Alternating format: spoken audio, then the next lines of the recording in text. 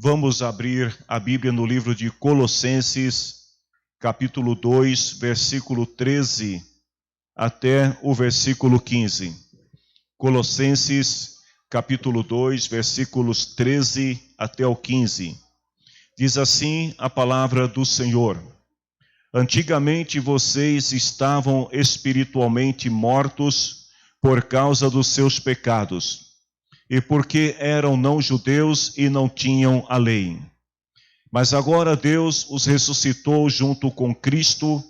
Deus perdoou todos os nossos pecados e anulou a conta da nossa dívida, com os seus regulamentos que nós éramos obrigados a obedecer. Ele acabou com essa conta pregando-a na cruz. E foi na cruz que Cristo se livrou do poder dos governos, das autoridades espirituais, e ele humilhou esses poderes publicamente, levando os prisioneiros no seu desfile de vitória. Meus queridos irmãos, hoje nós estamos reunidos mais uma vez, prestando o nosso culto ao Senhor. É um momento de celebrarmos a nossa vida, a nossa vitória em Cristo. E também hoje é um momento onde nós vamos estar celebrando a Santa Ceia do Senhor. E durante o ato de Santa Ceia, nós vamos estar trazendo a nossa lembrança, a nossa memória, a morte de Jesus. Nós vamos estar lembrando que Jesus pagou o preço pelos nossos pecados, como Paulo descreveu nestes versos que nós acabamos de ler, onde ele diz que Deus perdoou todos os nossos pecados por causa de Jesus.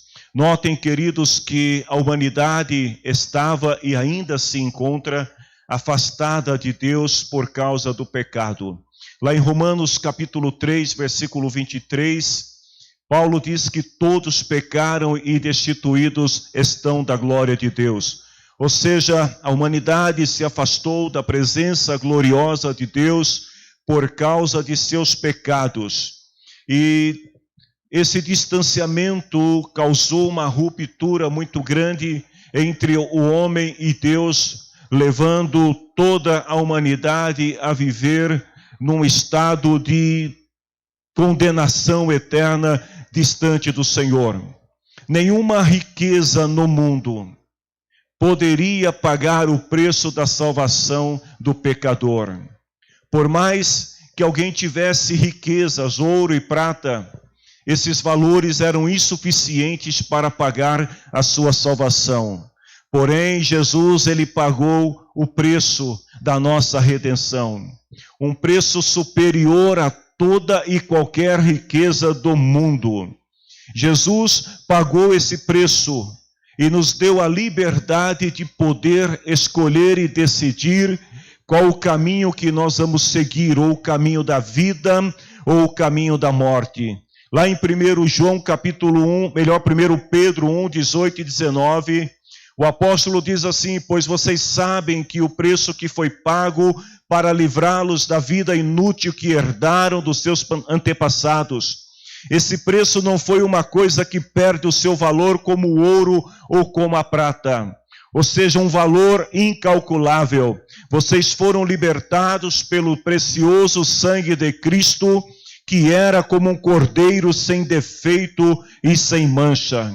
Queridos irmãos, Jesus nos libertou da condenação eterna. Jesus nos resgatou da escravidão do pecado, pagando um preço com o seu precioso sangue. Jesus, o Cordeiro de Deus, que remove, que tira toda mancha, todo o pecado do mundo.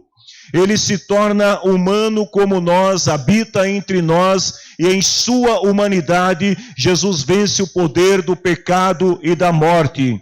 Vejam que Jesus, vivendo em seu corpo físico e terreno, não se contaminou, viveu entre os homens, mas manteve a sua integridade aos olhos de Deus. Quando Jesus se dirige até João Batista para ser batizado, João olha Jesus vindo em sua direção e ele diz para os que estavam ali perto: aí está o Cordeiro de Deus que tira o pecado do mundo.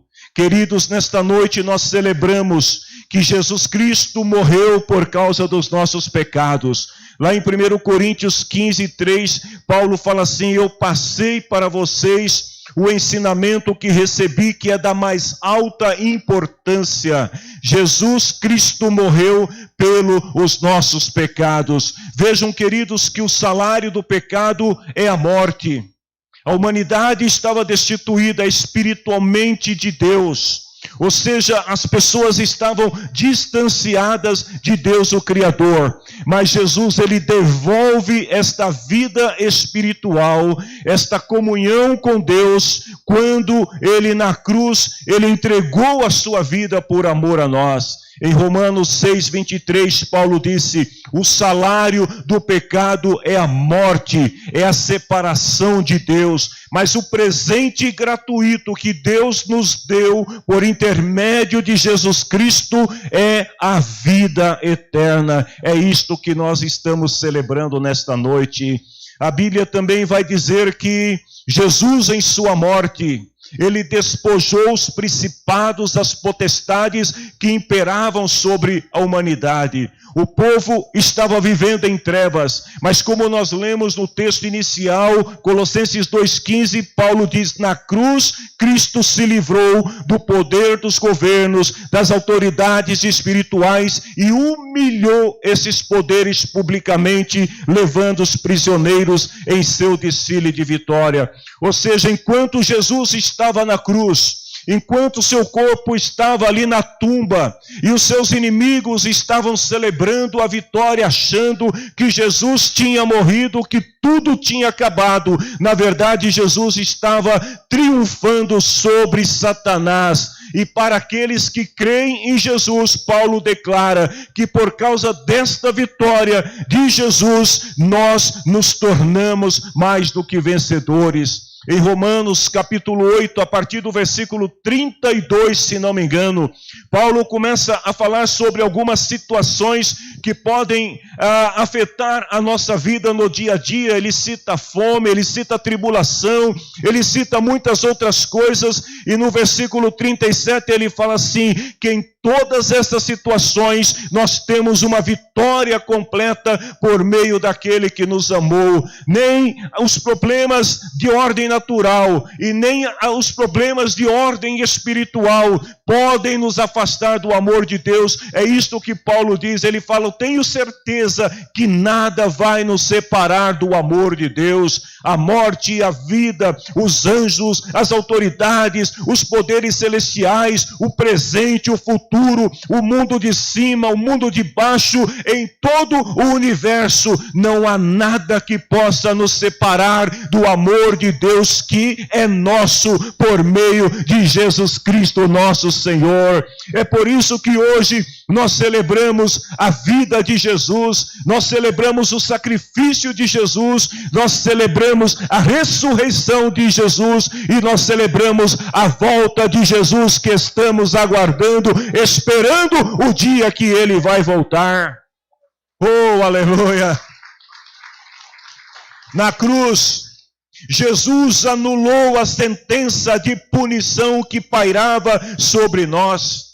Todos nós já estávamos sentenciados. Nós já nascemos sob o domínio do pecado, consequentemente nascemos separados de Deus, e por causa desta separação, nós estávamos totalmente sujeitos ao poder do inimigo. Mas em Colossenses 2,14, Paulo diz: Jesus anulou a conta da nossa dívida. Eu não sei qual era o tamanho do seu pecado, da sua culpa, qual era o tamanho da sua condenação, mas quando você abriu o teu coração para receber Jesus em tua vida, ele anulou, ele apagou toda a dívida. E Paulo diz assim: ele acabou com essa conta pregando-a na cruz. Oh, que maravilha! Jesus pegou a tua dívida, pegou a minha dívida, a sentença que pairava sobre nós, e ele a pregou na cruz e diz: você não deve mais nada, agora você pode ter acesso direto com Deus. Essa sentença que estava sobre nós, ela culminava com a morte espiritual. Os regulamentos da lei, que exigiam sacrifícios de animais para expiação do pecado. As tradições da lei que o povo seguia no intuito de querer aproximar-se de Deus, tudo isso era insuficiente. Mas Paulo diz aqui que quando Jesus anula a dívida, ele também anula os seus regulamentos que éramos obrigados a obedecer. Toda a conta está paga. A única maneira, Paulo diz, para nos livrarmos da vida inútil, da vida que nós estávamos vivendo e das suas consequências, era através de um sacrifício digno, que pudesse pagar de uma vez por toda a expiação de nosso pecado. Mas a verdade é que humanamente isso era impossível, porque todos pecaram. Hoje pela manhã eu dizia para os irmãos que Deus olha do céu para a terra, Ele não vê nenhum justo sequer. Não existia entre os homens, entre os seres humanos, uma pessoa sequer, por mais boa que ela fosse, que estivesse à altura de pagar esse preço.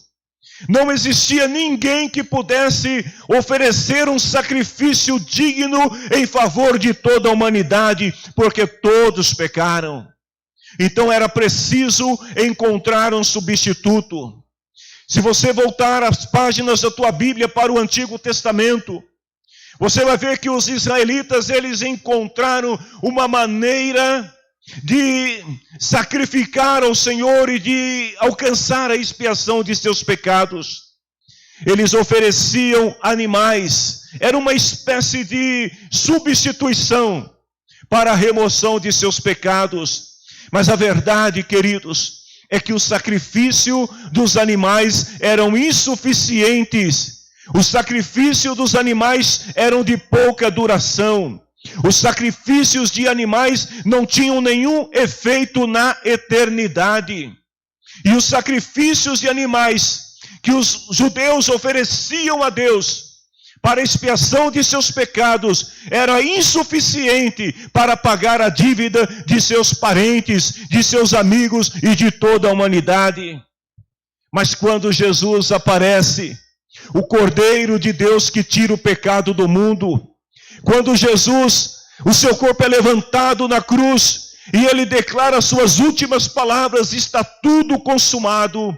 Naquele momento, Jesus muda todo o sistema que estava regendo o mundo até então, porque agora a humanidade não precisava mais ir sacrificar animais para expiação de seus pecados, porque o sangue do Cordeiro de Deus foi suficiente para expiar o pecado não somente dos judeus, mas de toda a humanidade em todos os tempos, até o dia em que ele há de voltar. É interessante que, mesmo depois da morte de Jesus, os judeus continuam sacrificando animais para expiar os seus pecados.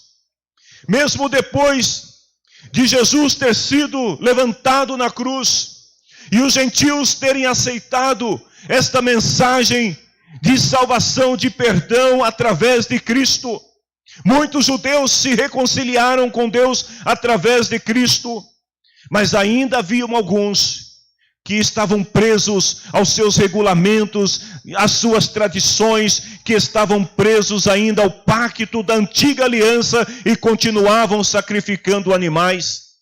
Mas quando nós chegamos no ano 70 da era cristã, o templo onde os judeus sacrificavam, ele foi totalmente destruído pelos romanos. A cidade de Jerusalém tornou-se um caos naquela época. E desde então os judeus, eles vêm trabalhando e tentando a reconstrução do templo, ou um novo lugar onde eles pudessem oferecer os seus sacrifícios de animais. Mas a grande verdade, igreja, E nós louvamos a Deus porque descobrimos essa verdade, é que Jesus, o supremo sacrifício de Deus, já pagou o preço de todos, uma vez por todas, ou seja, não há mais necessidade, enquanto muitos estão buscando ainda através do sacrifício de animais, ou através das suas obras, se reconciliar com Deus, nós alcançamos este privilégio através de Jesus. Ele pagou o preço uma vez por todas. Nós recebemos esta quitação através de Jesus Cristo. O sacrifício de Jesus não apenas nos redimiu uma vez, mas o sacrifício de Jesus nos redime todos os dias, quando nós cometemos alguma falha diante de Deus, e nós vamos até Ele. O sacrifício de Jesus continua valendo, o perdão é alcançado, a liberdade é conquistada, a nossa vida é restaurada, nós nos tornamos uma nova criatura por causa do sacrifício de Jesus. Abra a tua Bíblia em Hebreus capítulo 13, versículo 20 e versículo 21. O escritor aos Hebreus estava encerrando a sua carta. Eu espero em breve estudarmos toda a carta de Hebreus na escola bíblica dominical. Eu tenho certeza que os irmãos que estão acompanhando as aulas, que acompanharam as aulas das cartas de Pedro, estão acompanhando das cartas de João, vocês ficarão encantados com as revelações que vamos alcançar, que vamos descobrir quando começarmos a estudar a carta aos Hebreus. O autor desse livro está encerrando a carta. E aí ele escreve uma oração, na verdade ele está fazendo uma oração intercessória em favor da igreja, no versículo 20 e 21. E olha que oração linda que esse escritor faz. Ele diz assim: Deus ressuscitou o nosso Senhor Jesus, que por causa da sua morte na cruz, é o grande pastor do rebanho. Aí ele continua e fala: e é por meio do sangue de Jesus que a aliança eterna é selada. Que o Deus de paz lhes dê tudo de bom que vocês precisam para fazer a sua vontade. E que Ele, por meio de Jesus Cristo, faça em nós tudo o que lhe agrada. E a Cristo seja dada a glória para todos sempre. Amém. 3 pontos importantes que devemos considerar nesse texto, que fala acerca da redenção que nós alcançamos por meio do sacrifício de Jesus. 3 pontos que o autor apresenta nesses 2 versículos em sua oração, que podem nos ajudar a compreender melhor a dimensão do amor de Deus, o tamanho da graça de Deus que se revelou a cada um de nós. Primeiro, ele fala do nome de Jesus. Não há nome mais precioso do que o nome de Jesus. Não há nome mais glorioso do que o nome de Jesus. Ele diz: por meio de Jesus Cristo, faça que Deus faça em nós tudo o que lhe agrada. Vejam, queridos, que o nome Jesus não foi uma escolha qualquer. Hoje em dia, às vezes os pais ficam grávidos de seus filhos e aí quer escolher um nome para o filho. Eles vão procurar na internet, vão para o dicionário, não tem uma ideia clara do nome que deve dar ao seu filho. Mas quando Maria estava grávida, esperando Jesus, José teve durante a noite uma visão da parte de Deus. Olha que coisa linda. E o Senhor disse para José o seguinte: olha, não fique apreensivo. Maria vai ter um menino e você vai colocar nele o nome de Jesus. Olha o que o anjo diz para ele: pois ele salvará o seu povo dos pecados deles. Eu quero até dar um conselho aqui para os pais que ainda terão filhos. Quando você e a sua esposa, vocês estiverem grávidos, Ore ao Senhor e peça a Deus para dar um nome abençoado para os seus filhos. Ore a Deus para dar um nome de bênção para os seus filhos. José estava preocupado por outras razões que nós sabemos. E ele estava até pensando em abandonar Maria, porque a sua noiva misteriosamente apareceu grávida. E ele não queria de maneira alguma manchar a honra dela. Então ele estava preferindo fugir, sair de mansinho para que ninguém percebesse. Mas o anjo aparece para ele e fala: fica tranquilo, ela vai ter um menino e o nome dele vai ser Jesus. Este nome é poderoso. Glória a Deus, é para ele, tem que ser mais, porque ele merece. Porque diante deste nome, os poderes do mundo visível e invisível se curvam e o adoram e declaram que Ele é Senhor para sempre. Jesus é o nome daquele que salva os que estão escravizados sob o domínio do pecado. Hebreus capítulo 2, versículo 9 até o 11 diz assim: mas nós vemos Jesus fazendo isso. Por um pouco de tempo, ele foi colocado em posição inferior à dos anjos. Vejam bem, quando Jesus assume a humanidade como nós, ele se torna inferior aos anjos, porque nós, seres humanos, somos em nossa natureza inferiores aos anjos. E aí ele diz assim: para que pela graça de Deus, ele morresse por todas as pessoas. Então, o escritor aos Hebreus está dizendo que Jesus, ele assume esta posição de ser humano, inferior aos anjos, para que pela graça, pelo favor imerecido de Deus, ele morresse por todas as pessoas. Agora nós o vemos coroado de glória e de honra por causa da morte que ele sofreu. Pois Deus, que cria e sustenta todas as coisas, fez o que era apropriado. Anote aí o que foi que Deus fez. Ele tornou Jesus perfeito por meio do sofrimento.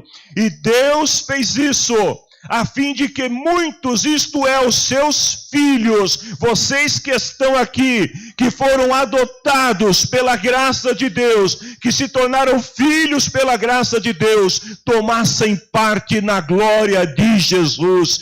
Pois é Jesus quem os guia para a salvação. É Jesus quem purifica as pessoas de seus pecados. E todos, tanto ele como os que são purificados, têm o mesmo Pai. E é por isso que Jesus não tem vergonha de você, não tem vergonha de mim, não tem vergonha de nós em chamá-los de irmãos. Nós somos a família de Jesus. O nome de Jesus é glorioso, porque não existe nenhum outro nome acima dele que tenha o mesmo poder. Em Atos 4,12 diz que a salvação só pode ser conseguida por meio de Jesus, é pelo nome dele, pois não há no mundo inteiro nenhum outro nome que Deus tenha dado aos seres humanos pela qual podemos ser salvos. Você pode gostar de fulano e beltrano, você pode ser fã-clube de fulano e beltrano, mas nenhum desses nomes tem o poder que tem o nome de Jesus Cristo, de quebrar as correias do pecado, de tirar você da prisão e te dar liberdade e uma nova vida. Só Jesus tem este poder. Se você crê, dá um glória a Deus aí para ele, ele merece. Glória a Deus. É pelo nome e é no nome de Jesus. Ele não tem vergonha de você. Talvez quando você se olha no espelho da alma, e você vê o tamanho do seu pecado, você diz assim: quão miserável sou. Mas aí quando você olha para Jesus e lembra que Jesus está olhando para você, você ouve a sua voz dizendo: a minha graça te basta, você está perdoada, você está perdoado. Este é o nome de Jesus. Mas o escritor aos Hebreus, ele fala uma segunda verdade importante nestes versos que nós lemos. Ele fala sobre o sangue de Jesus. por meio do sangue de Jesus, que é a aliança eterna. Aliás, por meio do sangue de Jesus, que a aliança eterna é selada. Vejam bem, queridos, o povo judeu conhecia as Escrituras. O povo judeu sabia que o pecado tinha que ser expiado pelo sangue. O povo judeu conhecia a antiga aliança e sabia que a única maneira de se relacionar com Deus, de se aproximar com Deus, era através do sangue. O sangue ratificava a antiga aliança. Lá em Levíticos 17:11 diz assim: pois a vida de todo ser vivente está no sangue. É por isso que Deus mandou que o sangue dos animais oferecidos como sacrifício fosse derramado no altar, a fim de conseguir o perdão dos pecados do povo, pois é o sangue, isto é, a vida que tira o pecado.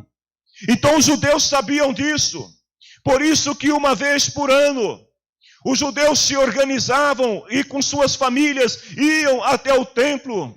De acordo com as suas posses, compravam animais ou aves para a expiação de seus pecados. Esses animais eram apresentados aos sacerdotes, que faziam a oferenda ao Senhor.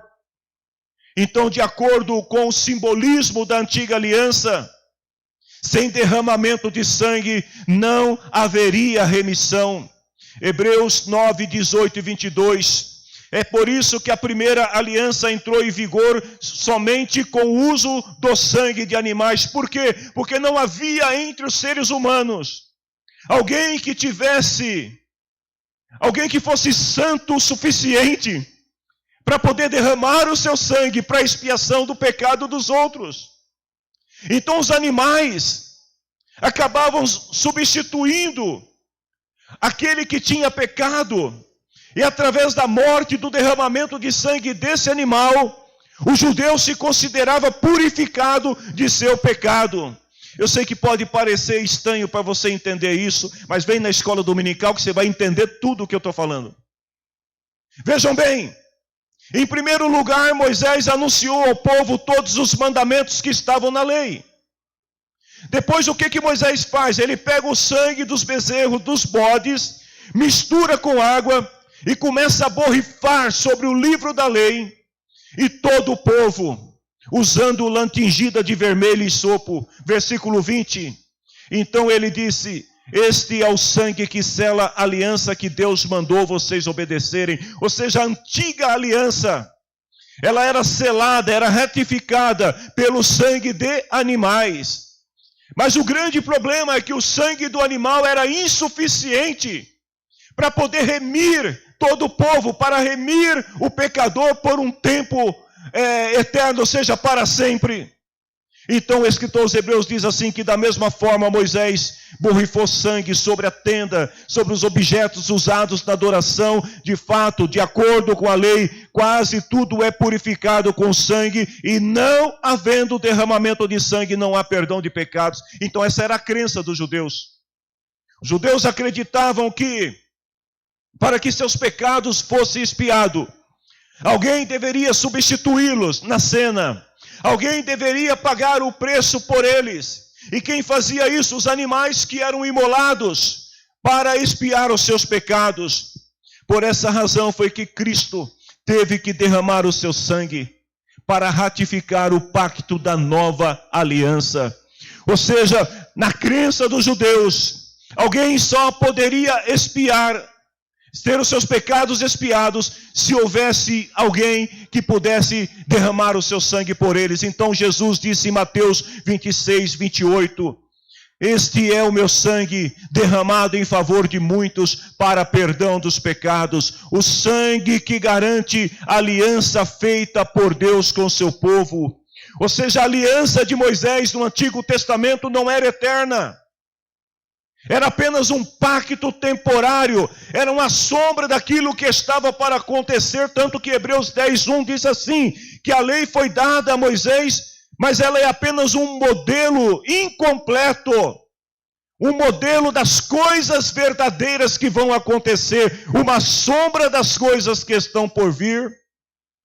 Mas Jesus, quando vem e se apresenta como o Cordeiro de Deus, que tira o pecado do mundo, Jesus então faz um pacto eterno. A aliança de Jesus não pode ser quebrada. Ou seja, através de um único ato, através de seu sacrifício, Jesus pagou de uma vez por toda, não somente o teu pecado e o meu pecado, mas o pecado de toda a humanidade. Você entende isso?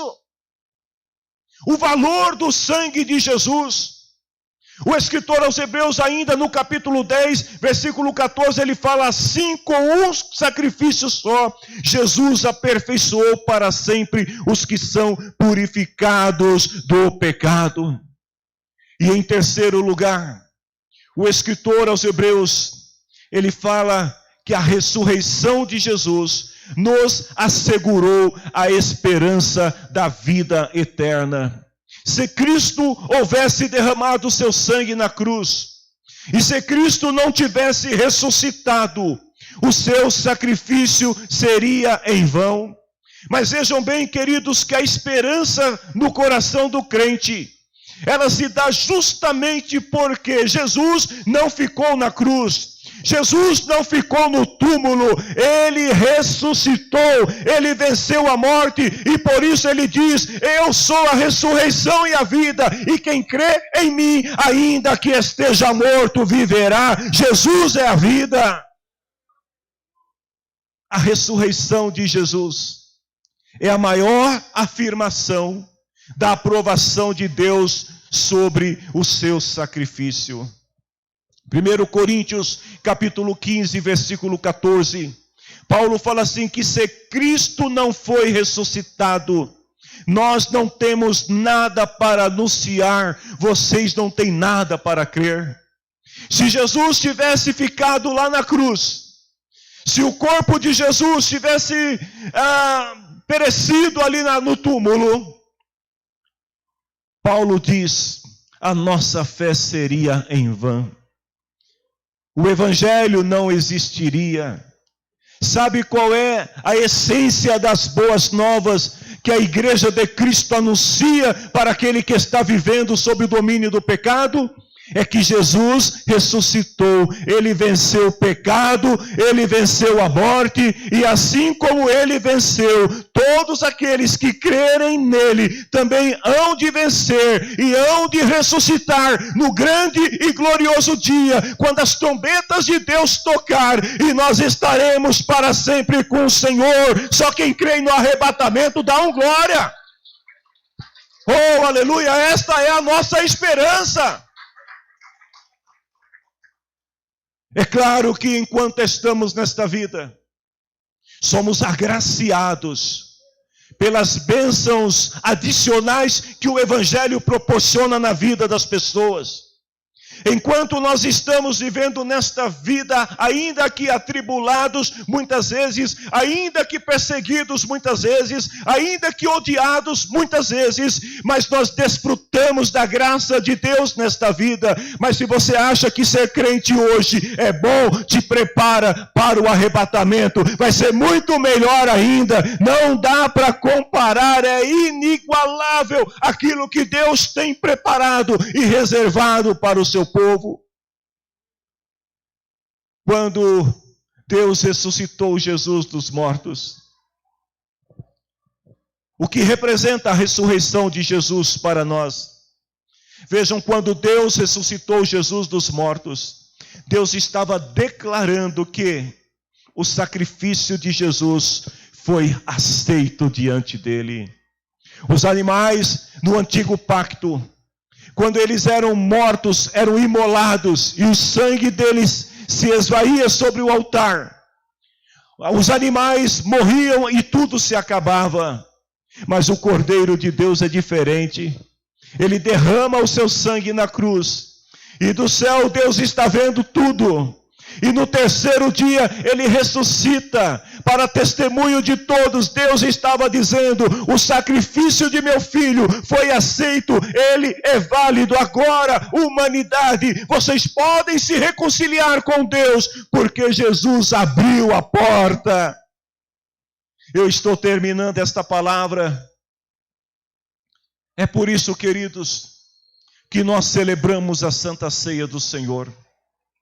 Nós celebramos a ceia do Senhor, porque o nome de Jesus é um nome glorioso. Nós celebramos a ceia do Senhor, porque o sangue de Jesus é poderoso. Nós celebramos a ceia do Senhor, porque nós cremos que Jesus vai voltar. Se você é daqueles que crê, se coloque em pé em nome de Jesus. Quando nós celebramos a ceia do Senhor, nós trazemos à memória o grande amor de Deus. Nós trazemos à memória o sacrifício de Jesus em nosso favor.